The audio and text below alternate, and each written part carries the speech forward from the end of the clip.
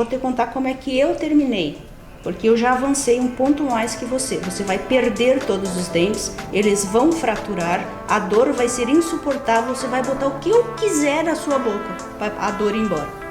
Então, quando você chegar nessa fase de dor, onde os seus dentes partiram e onde tudo dói e a dor se torna insuportável, se eu chegar com essa xícara aqui e falar assim, olha, coloca na boca que para de doer, você vai usar. Essa vai ser a tua motivação para usar o método.